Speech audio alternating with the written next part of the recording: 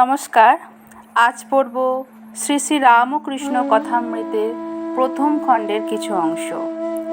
তব কথামৃতম তপ্ত জীবনম কবিভিরীরিতম কলমশাপহম শ্রবণমঙ্গলম শ্রীমদাততম ভুবি গিনন্তি ভূরিদা জনাঃ। জীব চার থাক, বদ্ধ জীবের লক্ষণ ও কামিনী কাঞ্চন। ভগবান শ্রী রামকৃষ্ণদেব বলছেন, জীব চার থাক বলেছে: বদ্ধ, মুমুক্ষু, মুক্ত ও নিত্য। সংসার যেন জালের স্বরূপ, জীব যেন মাছ, ঈশ্বর যার মায়ার এই সংসার তিনি জেলে। জেলের জালে যখন মাছ পড়ে, কতকগুলো মাছ জাল ছিঁড়ে পালাবার অর্থাৎ মুক্ত হবার চেষ্টা করে। এদের মুমুক্ষু জীব বলা হয়। যারা পালাবার চেষ্টা করছে তাদের সকলেই পালাতে পারে না।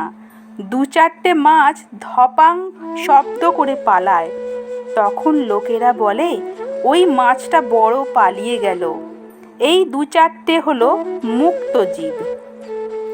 কতকগুলি মাছ স্বভাবত এত সাবধান যে কখনো জালে পড়েই না।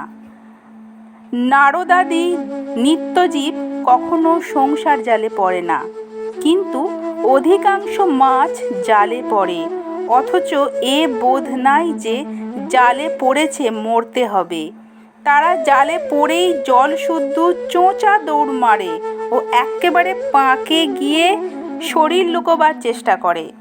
পালাবার কোনো চেষ্টা নেই, বরং আরও পাঁকে গিয়ে পড়ে। এরাই হলো বদ্ধ জীব। জালে এরা রয়েছে, কিন্তু মনে করে হেতায় বেশ আছি। বদ্ধ জীব সংসারে অর্থাৎ কামিনী কাঞ্চনে আসক্ত হয়ে রয়েছে, কলঙ্ক সাগরে মগ্ন হয়ে রয়েছে, কিন্তু মনে করছে বেশ আছি। যারা মুমুক্ষ বা মুক্ত, সংসার তাদের কাছে পাতকুয়া বোধ হয়, ভালো লাগে না। তাই কেউ কেউ জ্ঞান লাভের পর, ভগবান লাভের পর শরীর ত্যাগ করে, কিন্তু সেরকম শরীর ত্যাগ অনেক দূরের কথা। বদ্ধজীবের, সংসারের জীবের কোনো হুঁশ থাকে না। এত দুঃখ, এত দাগা পায়, এত বিপদে পড়ে, তবু চৈতন্য হয় না। উট কাঁটা ঘাস বড় ভালোবাসে, কিন্তু যত খায় মুখ দিয়ে তত দরদর করে রক্ত পড়ে, তবুও সেই কাঁটা ঘাসই খাবে, ছাড়বে না। সংসারী লোক এত শোকতাপ পায়, তবু কিছুদিন পর যেমন তেমনি। স্ত্রী মরে গেল কি অসতী হলো, তবু আবার বিয়ে করবে।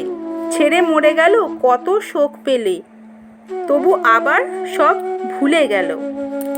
সেই ছেলের মা যে শোকে অধীর হয়েছিল, সে কিছুদিন পর চুল বাঁধল, গয়না পরল। নমস্কার।